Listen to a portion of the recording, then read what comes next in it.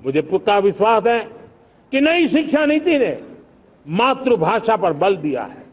मैं राज्य सरकारों से कहूंगा, मैं देश की सभी संस्थानों से कहूंगा कि भाषा के कारण हमारे देश की टैलेंट को रुकावट नहीं आनी चाहिए, भाषा अवरुद्ध नहीं होनी चाहिए। मातृभाषा का सामर्थ्य हमारे देश के छोटे छोटे गरीब से गरीब मां के बेटे को भी सपने पूरा करने का ताकत देता है। और इसलिए हमने हमारी मातृभाषा में पढ़ाई, जीवन में मातृभाषा का स्थान, परिवार में मातृभाषा का स्थान, उसकी ओर हमें बल देना होगा।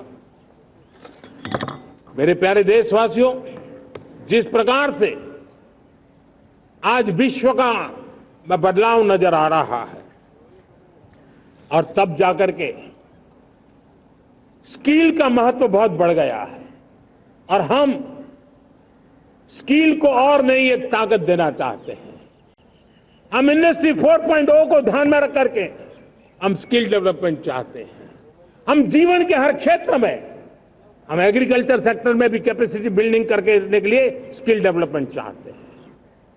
हम तो हमारा सफाई का क्षेत्र हो, उसमें भी एक नए स्किल डेवलपमेंट की ओर बल देना चाहते हैं।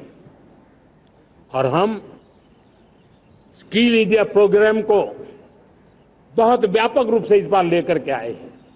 बजट में भी इसका बहुत बड़ा, इस बजट में इंटर्नशिप को भी हमने बल दिया है ताकि हमारे नौजवानों को एक एक्सपीरियंस मिले, उनकी कैपेसिटी बिल्डिंग हो और बाजार में उनका ताकत दिखाई दे। उस प्रकार से मैं स्किल युवाओं को तैयार करना चाहता हूं। और इसलिए कई बार, और दोस्तों, आज विश्व की परिस्थिति को देखते हुए मैं साफ साफ देख रहा हूं कि भारत का स्किल्ड मैन पावर जो है, हमारा स्किलफुल जो नौजवान है, वो ग्लोबल जॉब मार्केट में अपनी दमक बनाए। हम उस सपने को लेकर के आगे चल रहे हैं। साथियों, विश्व जिस तेजी से बदल रहा है, जीवन के हर क्षेत्र में साइंस और टेक्नोलॉजी का महत्व बढ़ता चला जाने वाला है। हमें साइंस को बहुत बढ़ देने की आवश्यकता है। और मैंने देखा, चंद्रयान की सफलता के बाद हमारे स्कूल कॉलेज के अंदर साइंस और टेक्नोलॉजी के प्रति एक नई रुचि का वातावरण बना है, नई दिलचस्पी बढ़ी है। तब हमारे शिक्षा संस्थानों ने ये जो मनोभाव बना है, उसको नर्चर करने के लिए आगे आना होगा। भारत सरकार ने भी रिसर्च के लिए सपोर्ट बढ़ा दिया है। हमने ज्यादा से ज्यादा चेस स्थापित किए हैं। हमने नेशनल रिसर्च फाउंडेशन बना करके हमने उसको एक कानूनी परिवेश में ला करके स्थायी रूप से एक व्यवस्था विकसित की है ताकि रिसर्च को लेकर के निरंतर बल मिले और ये रिसर्च फाउंडेशन उस काम को करे। मेरे बड़े गर्व की बात है कि बजट में हमने 1 लाख करोड़ रुपया रिसर्च और इनोवेशन के लिए हमने देने का निर्णय किया है ताकि हमारे देश के नौजवान के पास जो आइडियाज है, उस आइडियाज को हम जमीन पर उतार पाए। साथियों, आज भी हमारे देश में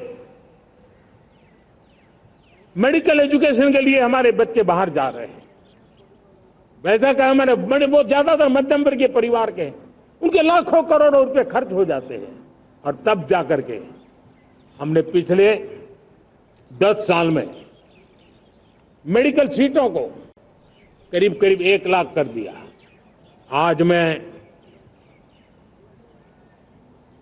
करीब 25,000 युवा हर साल विदेश में मेडिकल एजुकेशन के लिए जाते हैं। और ऐसे ऐसे देश में जाना पड़ रहा है, कभी कभी जो मैं सुनता हूं तो हैरान हो जाता हूं। और इसलिए हमने तय किया है कि अगले 5 साल में मेडिकल लाइन में 75,000 नई सीटें बनाई जाएगी। मेरे प्यारे देशवासियों, विकसित भारत 2047 वो स्वस्थ भारत भी होना चाहिए। और जब स्वस्थ भारत हो तो आज जो बच्चे हैं उनके पोषण पर आज से ही ध्यान देने की जरूरत है। और इसलिए हमने विकसित भारत की जो पहली पीढ़ी है उनकी तरफ विशेष ध्यान दे करके हमने पोषण का एक अभियान चला है। हमने राष्ट्रीय पोषण मिशन शुरू किया है। पोषण को हमने प्राथमिकता दी है। मेरे प्यारे देशवासियों, हमारी कृषि व्यवस्था को ट्रांसफॉर्म करना बहुत जरूरी है। समय की मांग है। हम सदियों से जिस परंपरा में दबे हुए हैं, जकड़े हुए हैं, उससे मुक्ति पानी होगी और हमारे किसानों को उसके लिए हम मदद भी दे रहे हैं। हम उसको ट्रांसफॉर्म करने की दिशा में लगातार काम करते आए हैं। आज आसान ऋण दे रहे हैं किसानों को, टेक्नोलॉजी की मदद दे रहे हैं। किसान जो पैदावार करता है उसको वैल्यू एडिशन के लिए हम काम कर रहे हैं। उसके लिए मार्केटिंग के लिए पूरा प्रबंध करते हैं ताकि उसको एंड टू एंड हर जगह पे हैंड होल्डिंग की व्यवस्था हो। उस दिशा में हम काम कर रहे हैं। आज जब धरती माता के प्रति सारा विश्व चिंतित है, जिस प्रकार से उर्वरक के कारण हमारी धरती माता की शहद दिनों दिन बिगड़ता जा रही है, हमारी धरती माता की उत्पादकता क्षमता खत्म होती चली जा रही है, कम होती चली जा रही है। और उस समय मैं मेरे देश के लाखों किसानों का आभार व्यक्त करना चाहता हूं जिन्होंने प्राकृतिक खेती का रास्ता चुना है और हमारी धरती माता की सेवा करने का भी उन्होंने बीड़ा उठाया है। और इस बार बजट में भी हमने प्राकृतिक खेती को बल देने के लिए बहुत बड़ी योजनाओं के साथ बहुत बड़ा बजट में प्रावधान किया है। मेरे प्यारे देशवासियों, आज दुनिया की स्थिति में देखता हूं, पूरा विश्व होलिस्टिक हेल्थ केयर की तरफ मुड़ रहा है और तब उनको ऑर्गेनिक फूड ये उनकी प्रथम पसंद बनी है। आज विश्व के लिए ऑर्गेनिक फूड का अगर कोई फूड बास्केट बन सकता है तो मेरे देश का किसान बना सकता है, मेरा देश बन सकता है। और इसलिए हम आने वाले दिनों में उस सपने को लेकर के आगे चलना चाहते हैं ताकि ऑर्गेनिक फूड की जो विश्व की मांग है, उस ऑर्गेनिक फूड का बास्केट हमारा देश कैसे बने, किसानों का जीवन आसान बने, गांव में टॉप क्लास इंटरनेट कनेक्टिविटी मिले,